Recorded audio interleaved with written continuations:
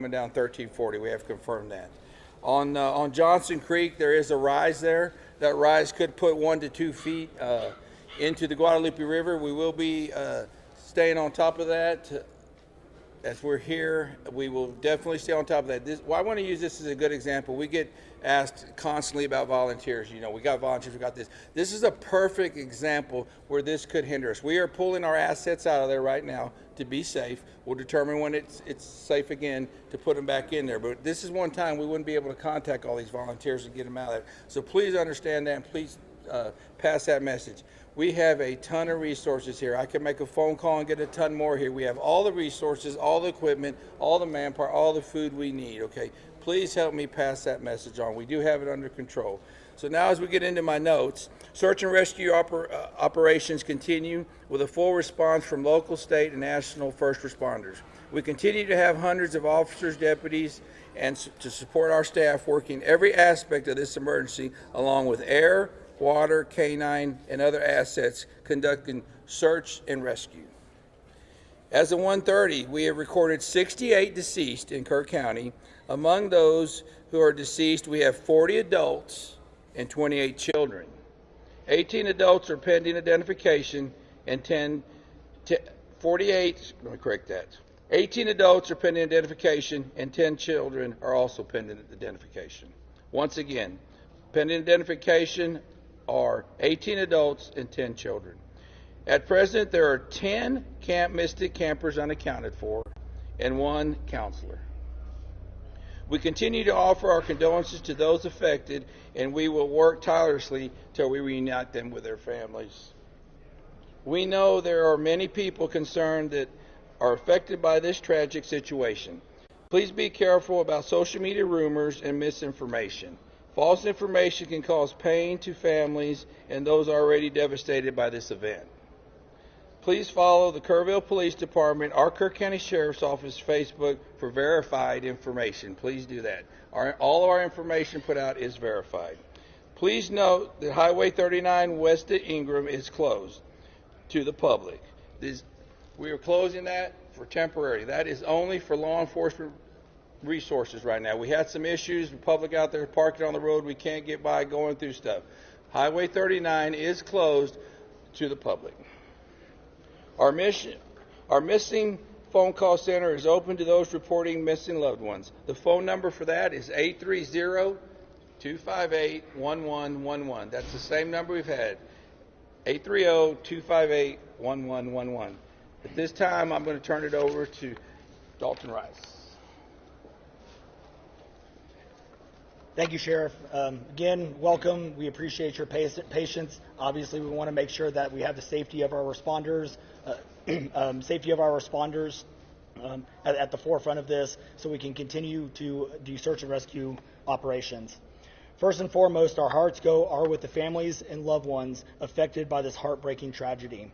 Our entire focus at this time is on the search and reunification efforts for those remained unaccounted for.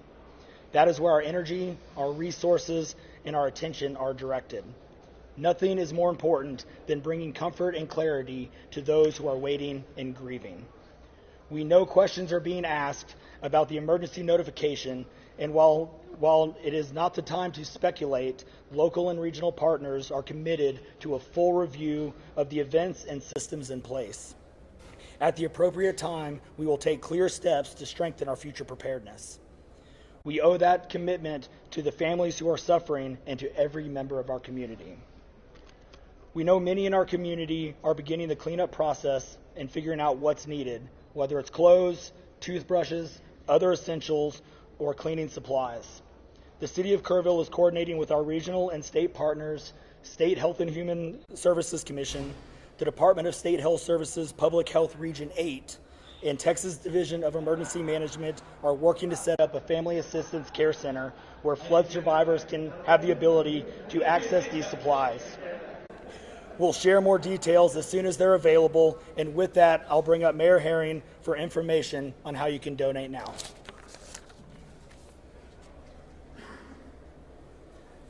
Thank you for being here. I'm Joe Herring, Jr., Mayor of the City of Kerrville. Our work continues. Trained experts and professionals from the City of Kerrville, from Kerr County, from state agencies and federal agencies are all working together with one goal. That is to find, to rescue those in peril and find those who are missing.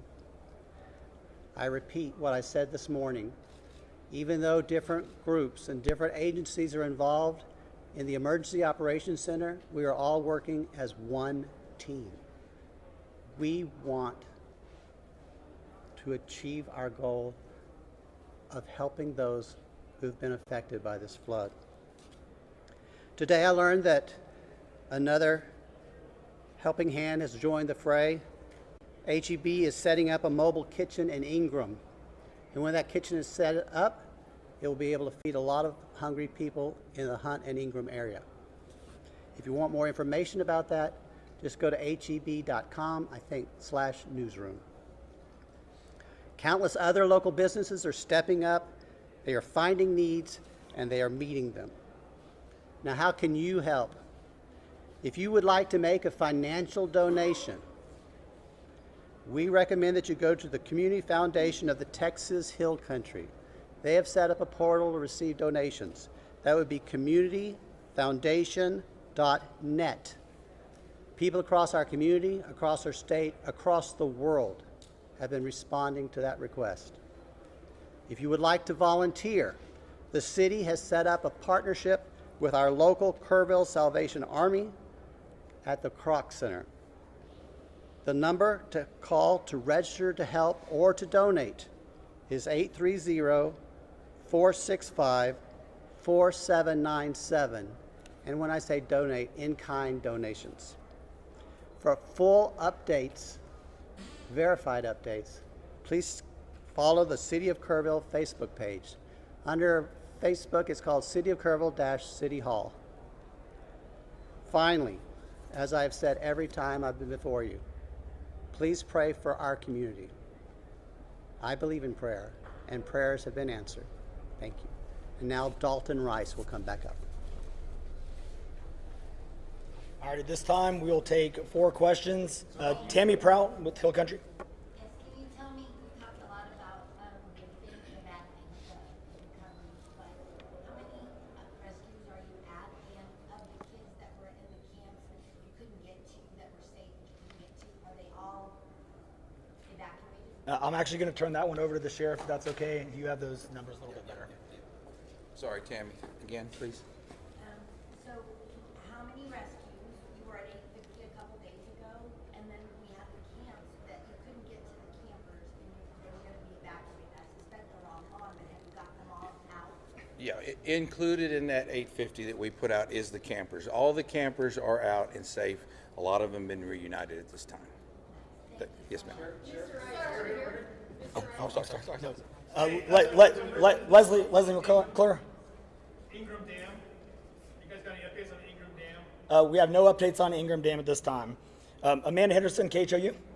I'm with CBS News, and she sent up for a story, but we talked to several people in this community who say they got no emergency alerts whatsoever. Governor Abbott, in his press release, just placed the responsibility on the local agencies. So just, I know you're focusing on victims right now, but yes or no, did local agencies send out any emergency alerts, flares, sirens of any kind? No, I know you guys keep asking this question. You know, we appreciate it. We think it's important. We don't want to speculate. You know, at this time, we know there's a lot of speculation and question around it. Again, there's going to be a full review, you know, of this, so we can make sure that we focus on future preparedness. We just, again, we want to continue to focus on the families at this time, and so we're getting through that. So thank you. Leah Waldman, CNN. Okay. Thank you, sir. Appreciate it. With focus on families here, we know that there was a National Weather Service alert issued on Thursday afternoon talking about these flood watches and issuing Kerr County as a high-risk area overnight. Why not preemptively evacuate these camps? You said earlier that was a good question. Maybe you tell me the answer. Yeah, no, again, it is still a great question. And when you looked at the National Weather Service notification, when you look at that map showed Kerr County kind of in the northeast corner, and that spread all the way through San Angelo. So there's a lot of information. That's a wide area that must be addressed. And so as we were, preparing for it, unfortunately, the rain hit at the the most inopportune time, and right in the most inopportune areas where the North and South Fork hit. It converged, and so here we are. So again, we want to continue to focus on those rescue operations, and at that, we're not taking any more questions. Thank you. Thank you. That's going to do it for this afternoon. The next time that we'll be in front of the cameras are going to be 10 o'clock tomorrow morning, unless there is a major development where we need to speak to you sooner. And we will use the sign-up sheet and the contact information that y'all have provided to us to reach out to you and let you know time and place. Other than that, unless you do not, if you don't hear from us, 10 o'clock in the morning, right back here. Thank y'all so much. I'm not taking any more questions.